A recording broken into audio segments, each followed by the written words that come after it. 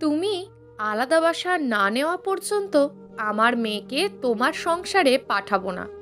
সোহানা তোমার মা বাবার সাথে থাকতে পারবে না। ফরিদুল ইসলাম সরাসরি রাফসানকে কথাগুলো বলল। রাফসান জবাবে বলল, তো এটাই আপনাদের শেষ কথা? হ্যাঁ, এটাই আমার শেষ কথা। তোমাকে 2 দিন সময় দিলাম, এর মধ্যে তুমি সিদ্ধান্ত নাও কি করবে। যদি আমাদের প্রস্তাবে রাজি না হও তবে সোহানাকে আর কখনো তোমার কাছে পাঠাবো না। রাফসানোর স্ত্রী সোহানার দিকে তাকিয়ে বলল, তোমার কি মত সোহানা? আমি তো আগেই বলেছি আমার আলাদা সংসার পছন্দ। আমি তোমার বাবা মার সাথে কিছুতেই থাকতে পারবো না। যদি আমায় নিয়ে আলাদা বাসায় থাকতে পারো তো এসো, নয়তো এসো না। রাফসান সোহানার কাছে গিয়ে ওর 1.5 বছরের মেয়ে রাফিয়াকে আদর করে চলে এলো। রাফসান বাসায় ঢুকতেই ওর মা নাসিমা বেগম বলল, বৌমা এলো না? না মা, সোহানা আর ওর বাবার মায়ের আমাদের সাপ জানিয়ে দিয়েছে যে আমি আলাদা বাসা না নেওয়া পর্যন্ত সে আমার কাছে আসবে না।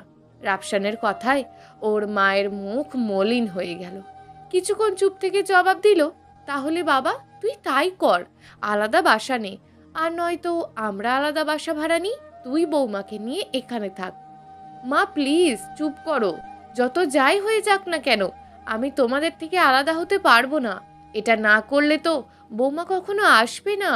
না আসে না আসুক, তবুও আমি আমার সিদ্ধান্ত থেকে এক পাও সরে দাঁড়াবো না। এই বলে রাফসান ওর ঘরে গিয়ে দরজা বন্ধ করে দিল। রাফসানের বাবা রেজাউল ইসলাম নাসিমার কাছে এসে বলল, আমাদের একমাত্র সন্তান রাফসান। আমি জানি সে ভিতরে ভিতরে অনেক কষ্ট পাচ্ছে, কিন্তু কিছু বলতে পারছে না।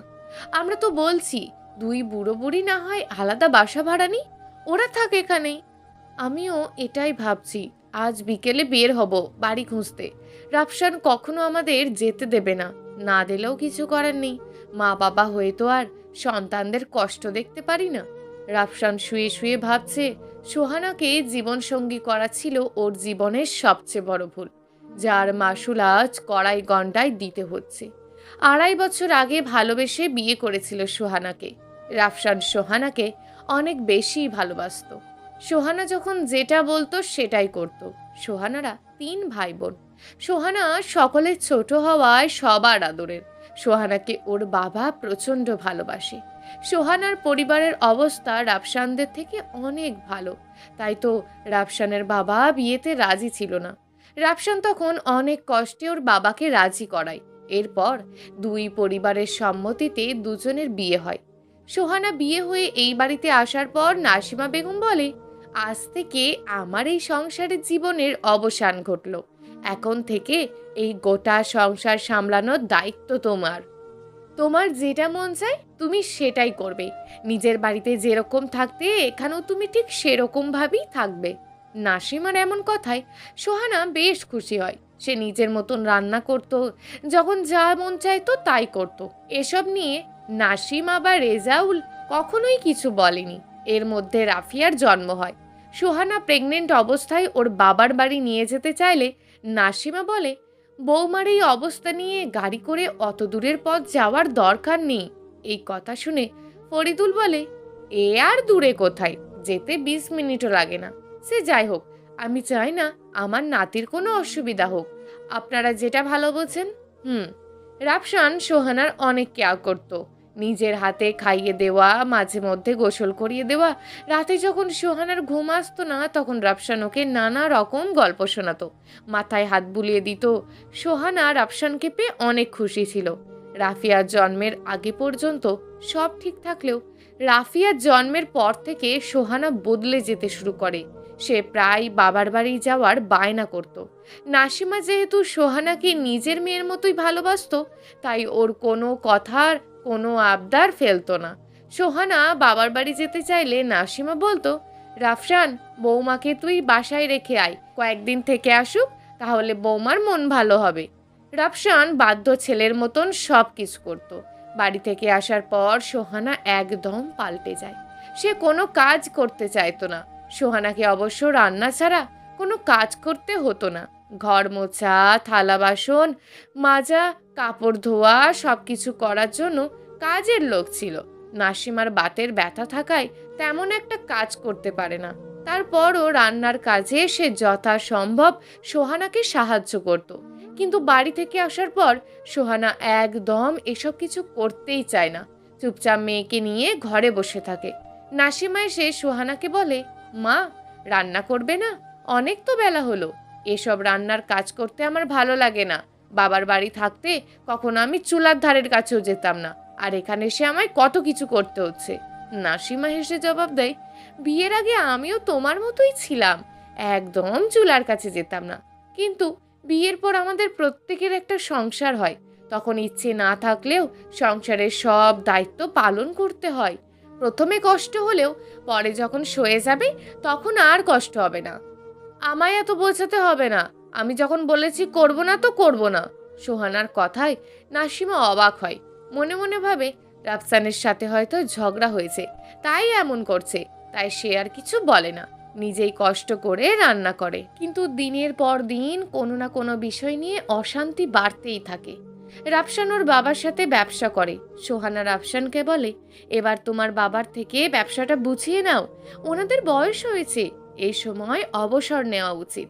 আমি তো বাবাকে তাই বলি, কিন্তু বাবা বলে এখন যদি বাসায় শুয়ে বসে থাকি তাহলে অসুস্থ হয়ে যাব, তাই যতদিন শরীরে কুলোয় ততদিন দেখাশোনা করি, সমস্যা কি?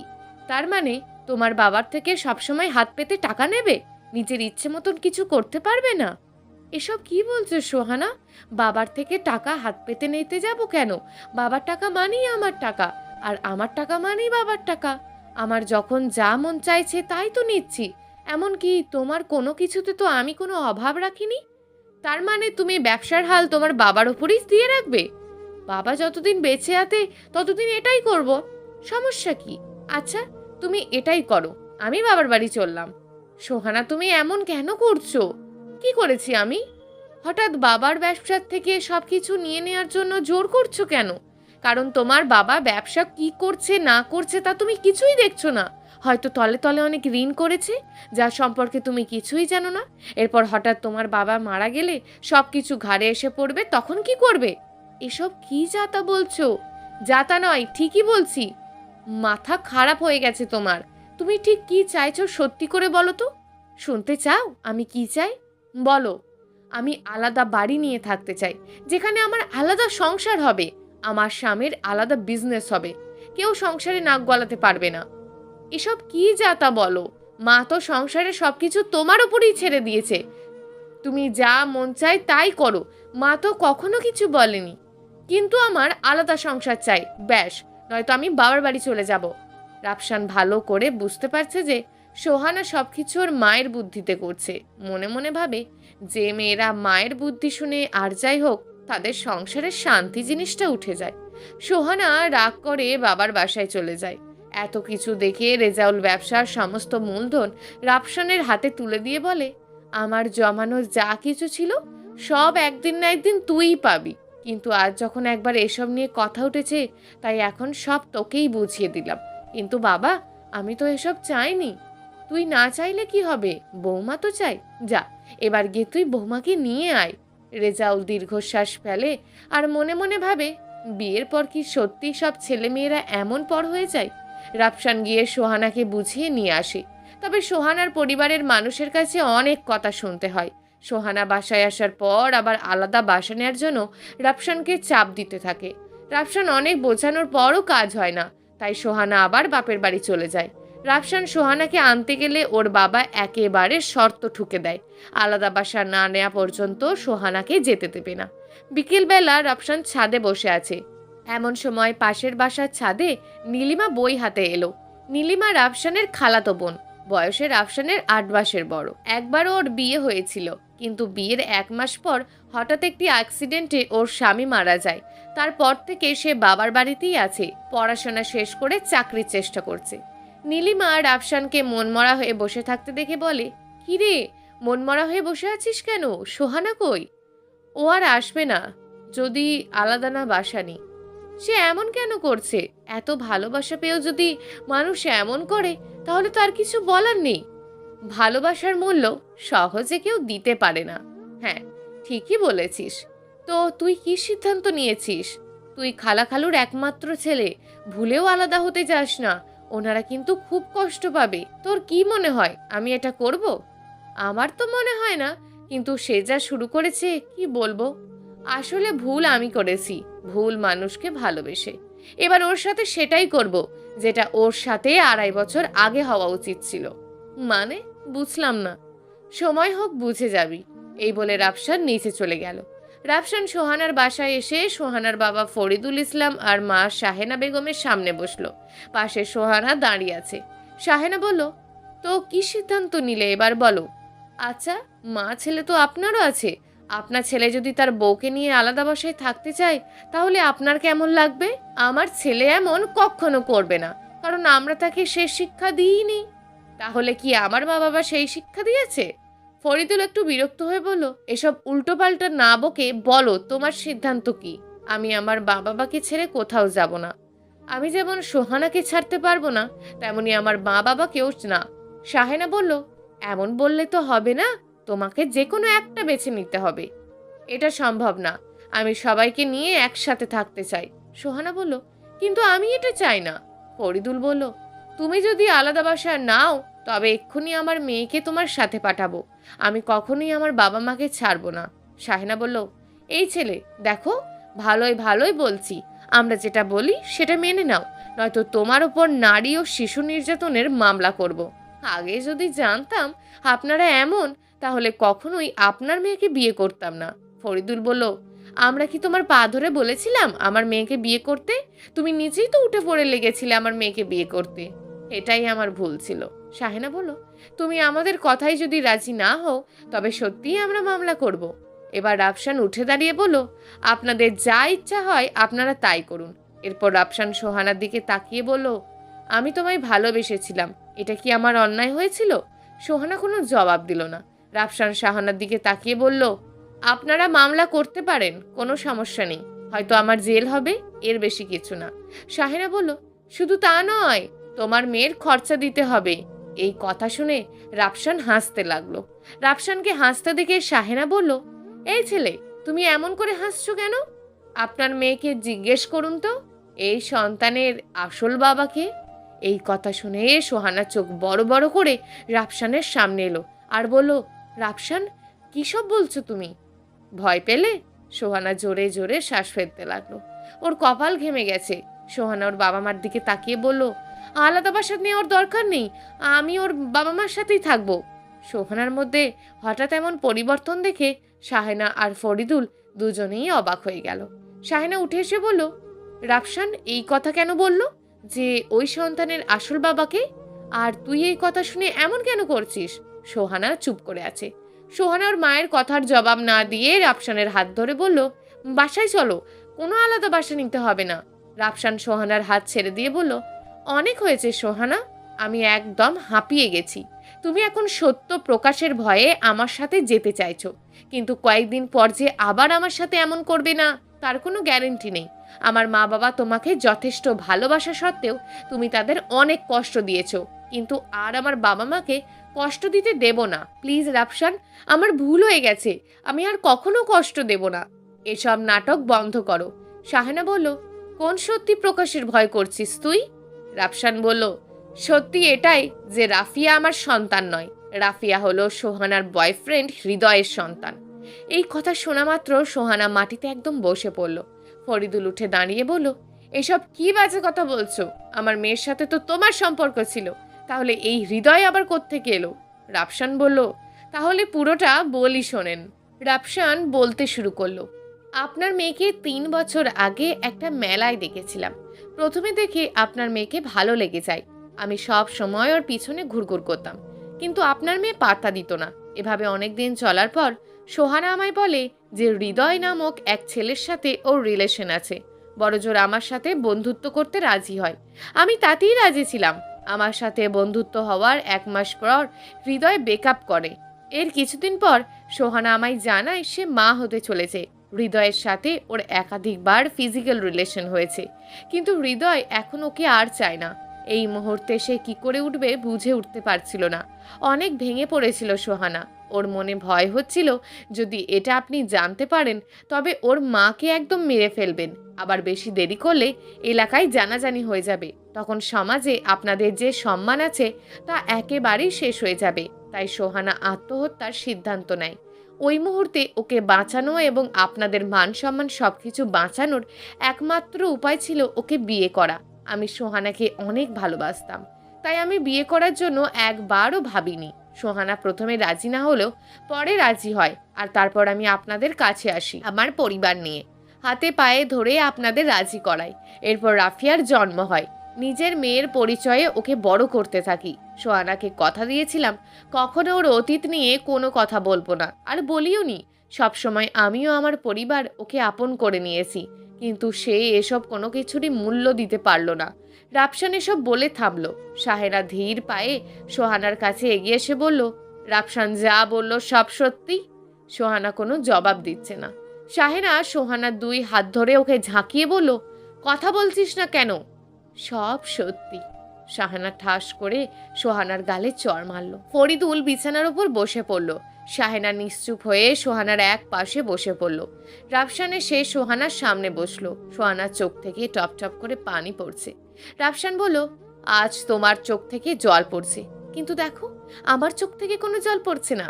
এক সময় ছিল যখন তুমি অসুস্থ হলে আমি তোমায় জড়িয়ে ধরে কান্না করতাম, কিন্তু আজ দেখো তোমার কষ্ট দেখে আমার কিচ্ছু মনে হচ্ছে না। তোমার এমন ব্যবহার আমাকে পাথর বানিয়ে দিয়েছে। সোহানা, আমি তো তোমার কাছে শুধু মানসিক শান্তি আর সবাইকে আগলে রাখতে বলেছিলাম, আর তো কিছু চাইনি। আমি কখনো তোমার অতীত নিয়ে কথা বলিনি, আর বলতামও না।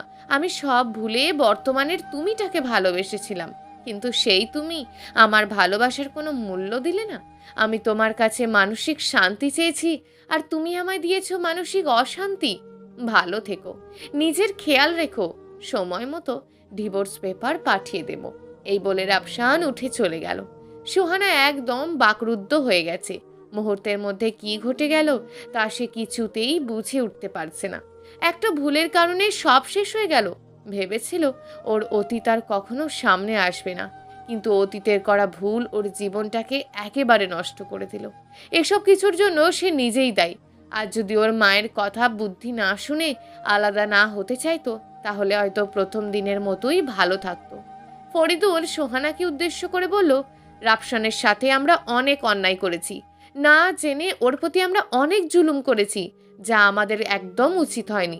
সত্যি যদি ওই সময়ে তোকে না বিয়ে করতো, তাহলে হয়তো মান সম্মান তো একেবারে শেষ হয়ে যেত। সবচেয়ে ভালো হতো তুই যদি মরে যেতিস, তোর মতন মেয়ে আর কারোর ঘরে না জন্ম নিক। সোহানা চুপ করে সব শুনছে।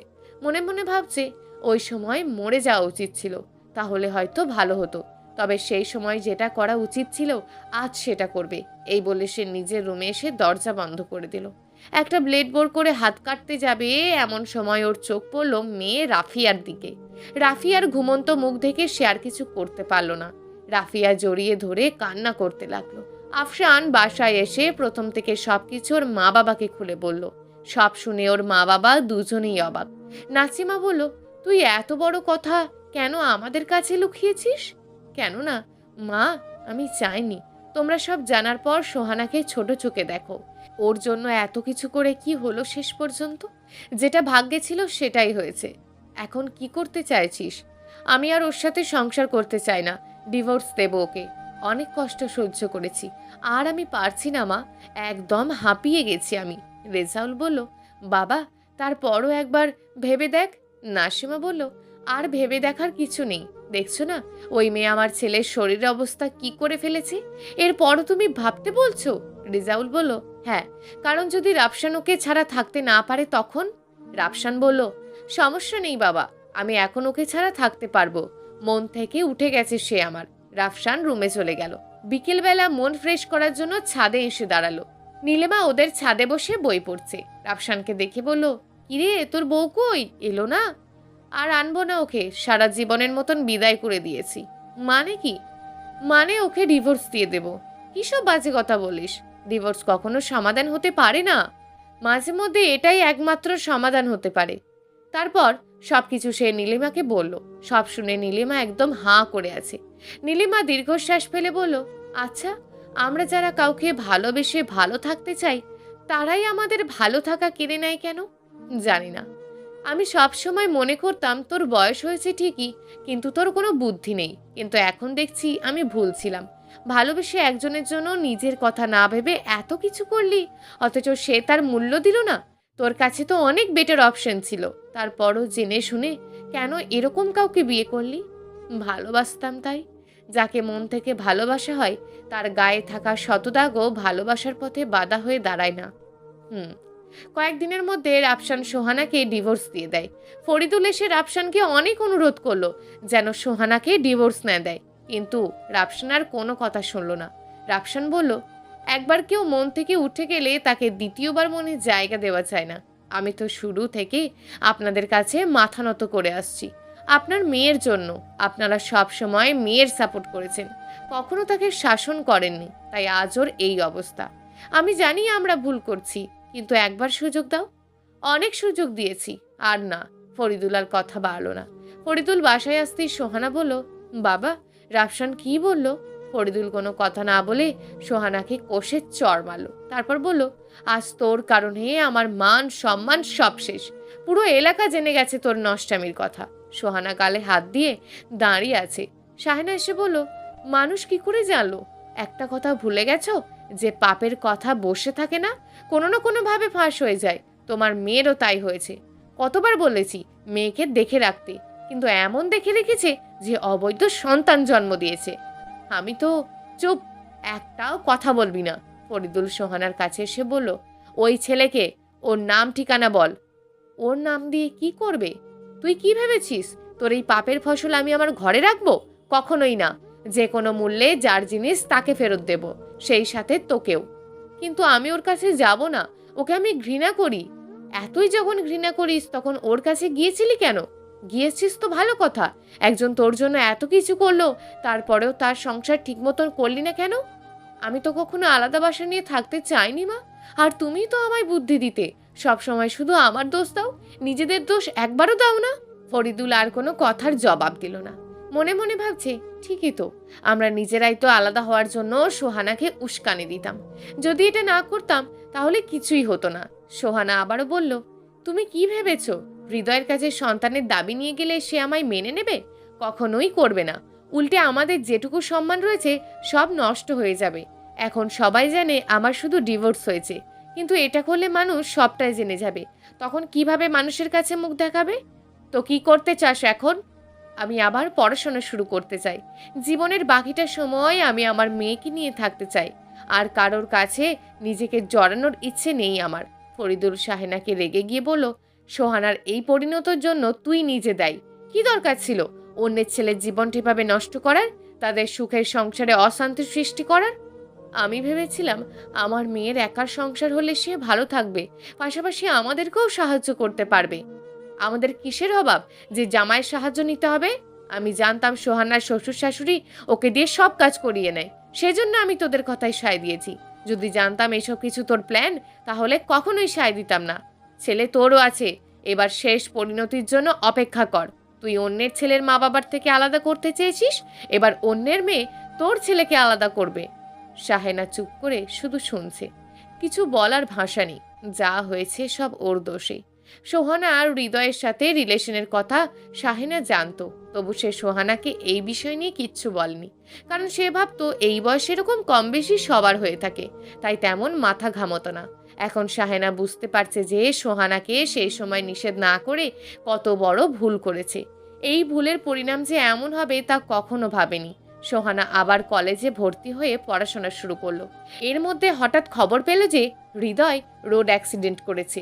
অবস্থা অনেক খারাপ, ওর 2 পা একেবারে নষ্ট হয়ে যাওয়ায় তা কেটে ফেলতে হয়েছে। সোহানার হৃদয়কে দেখার জন্য হাসপাতালে যায়। হৃদয়ের সারা শরীর ব্যান্ডেজ করা। সোহানা ওর সামনে এসে দাঁড়ালো। আজ হৃদয়ের এই অবস্থাতে ওর কোনো কষ্ট হচ্ছে না, বরং আজ মনের মধ্যে এক অজানা প্রশান্তি বয়ে যাচ্ছে। সোহানা বলল, ভালোবাসার নামে আমার জীবনে এমন একটা দাগ বসিয়েছিলে যার কারণে আমার জীবন পুরোটা নষ্ট হয়ে গেছে। ভেবেছিলে আমায় ছেড়ে তুমি অন্য কাউকে নিয়ে ভালো থাকবে, তাই না? কিন্তু দেখো, প্রকৃতির নিয়ম, তোমার দেওয়া কষ্ট আমার সয়ে গেছে, কিন্তু তুমি আজ যে কষ্ট পেলে এর ঘানি তোমাকে সারা জীবন বয়ে বেড়াতে হবে। চাইলেও আর দাপট দেখিয়ে কোনো মেয়ের শরীরের ওপর ঝাঁপিয়ে পড়তে পারবে না। ভালো থেকো। এই বলে সোহানা চলে যেতে লাগলো। হৃদয় কিছু একটা বলতে চেয়েছিল, কিন্তু মুখে অক্সিজেন মাস্ক থাকায় কিছু বলতে পারল না। রাফসান ঘরে শুয়ে আছে। আজ কয়েকদিন ধরে সে ঠিক মতন কাজে যায় না, খাওয়া দাওয়া করে না। মনে মনে ভাবে, কাউকে এতটা পরিমাণ ভালোবাসার পরও কেন এমন করে? আমি তো কখনো ওর অতীত নিয়ে খোঁটা দিইনি, সব সময় ওকে ভালো রাখার চেষ্টা করেছি, এই জন্য যাতে কখনো অতীত ভেবে কষ্ট না পায়। কিন্তু সে উল্টে আমার ভালো থাকা কেড়ে নিল। রাফসান শুয়ে শুয়ে সব ভাবছিল। এমন সময় নীলিমা ওর দরজায় নক করে বলল, কি রে, আসবো? আয়। নীলিমা ভিতরে এসে ওর পাশে বসলো। তোর কি হয়েছে রে? ঠিক মতন খাস না, আবার কাজেও যাস না, ব্যাপারটা কি? এমনিতেই কোনো কিছু ভালো লাগে না। সোহানার জন্য মন খারাপ? রাফসান চুপ করে আছে। নীলিমা বলল, ওকে ছাড়া থাকতে যখন কষ্ট হবে তো ছেড়ে দিলি কেন? মা বাবার থেকে আলাদা হয়ে ওকে নিয়ে থাকলেই তো হতো। এটা কখনোই করতাম না, আর করব না বলেই ওকে ছেড়ে দিয়েছি। ভালো কথা, তো খাওয়া দাওয়া করিস না কেন? এমনিতেই। নীলিমা রাফসানের হাত ধরে টানতে টানতে বলল, এখন খাবি চল, নয়তো তোর খবর আছে। খাবো না, বিরক্ত করিস না, যা এখন। তোকে না খাই আমি যাচ্ছি না, ওঠ বলছি। নীলিমা রাফসানের হাত ধরে টানা হেঁচড়া করতে লাগলো। রাফসান বুঝলো যে এখন আর না উঠে উপায় নেই, তাই উঠে খেতে বসলো। যতক্ষণ না সে বসে কাঁদছিল ততক্ষণ নীলিমা ওর পাশে বসেছিল। খাওয়া শেষ হওয়ার পর নীলিমা বলল, তোকে কিছু কথা বলি। বল। আমি জানি তুই সোহানাকে অনেক ভালোবাসিস, কিন্তু সে তোকে কখনোই ভালোবাসেনি। সে শুধু বাধ্য হয়েছিল তোকে বিয়ে করতে, কারণ তার ওটা ছাড়া আর কোনো উপায় ছিল না। এটা আমি ওর আচরণেই বুঝতাম। ভাবতাম আস্তে আস্তে সে ঠিক হয়ে যাবে, কিন্তু ঠিক তো হলো না, আর আমাদের সংসারে অশান্তি শুরু করলো। এজন্য বলছি, নিজেকে কষ্ট না দিয়ে জীবনটাকে শুরু কর। কাজে যা, ঠিক মতন খাওয়া দাওয়া কর, আর এসব নিয়ে ভাবিস না। হুম না, যেটা বলিস সেটা কর, নয়তো খবর আছে। আচ্ছা, কি খবর করবি তুই? সময় হোক, জানতে পারবি। ওকে। রাফসান কিছুদিনের মধ্যে বেশ স্বাভাবিক হয়ে গেল, কিন্তু রাত হলে সোহানার কথা খুব মনে পড়ে। সকালে ঘুম ভাঙার পর সোহানা না থাকার শূন্যতা ওকে খুব কষ্ট দেয়, কিন্তু নীলিমা এসে জোর করে ওকে টেনে তোলে। সব সময় ওর সাথে থাকার চেষ্টা করে। নীলিমা রাফসানের বেশ কেয়ার করে। ছুটির দিন থাকায় রাফসান বিকেলবেলা ছাদে বসে আছে। এমন সময় নীলিমা ওদের ছাদে এলো। রাফসান বলল, কি রে, তোর চাকরি কত দূর? আপাতত চেষ্টা অফ আছে। কেন? এমনিতেই। একটা কথা জানিস? কি? মা বাবা যখন আমার বিয়ের কথা বলছিল তখন আমি তোর কথা বলেছিলাম। কেন জানিস? রাফসান অবাক হয়ে বলল, কেন? দুজন ছোটবেলা থেকে একসাথে বড় হয়েছি, একসাথে পড়াশোনা করেছি, একজন আর একজনের সব কথা শেয়ার করেছি। এই কারণে মনে হচ্ছে একমাত্র তুই আমায় ভালো বুঝতে পারিস। আমি তোর সাথে থেকে সুখী হব। তোর মা বাবার সাথে কথা বলে জানতে পারে তুই সোহানাকে ভালোবাসিস, তাই আর কিছু বলিনি। পরে মা বাবার পছন্দে বিয়ে করলাম, কিন্তু সংসার আর হলো কই। সব শুনে রাফসান চুপ করে আছে। তারপর বলল, বিয়ে করবি আমায়? নীলিমা অবাক হয়ে বলল, সত্যি বলছিস? কারণ সম্পর্কের সুখ তখনই আসে যখন একে অপরকে বুঝতে পারে। তুই যেমন আমায় বুঝতে পারিস, আমিও তোকে বুঝতে পারি। এজন্য আমি আর চাই না কোনো ভুল মানুষকে বেছে নিতে। তোকেই আমি চাই, হবি কি আমার? নীলিমা কিছু না বলে রাফসানকে জড়িয়ে ধরল। পরে পরিবারের সম্মতিতে দুজনের বিয়ে হলো। বিকেলবেলা সোহানা ওর মেয়েকে নিয়ে পার্কে হাঁটছে। এমন সময় দেখলো রাফসান আর নীলিমা একসাথে বসে ফুচকা খাচ্ছে। দৃশ্যটা দেখে সে মুচকি হাসলো। মনে মনে ভাবলো, আজ হয়তো নীলিমার জায়গায় আমার থাকার কথা ছিল, কিন্তু নিজের ভুলে আজ সব শেষ। আচ্ছা, আমি কি রাফসানকে কখনো ভালোবাসতে পেরেছিলাম? হয়তোবা না। যদি ভালোবাসতাম তবে নিজে থেকে ওর কাছে যেতাম, ওর ভালোবাসার স্পর্শে সাড়া দিতাম। কিন্তু আমি তো এমন কিছু করিনি।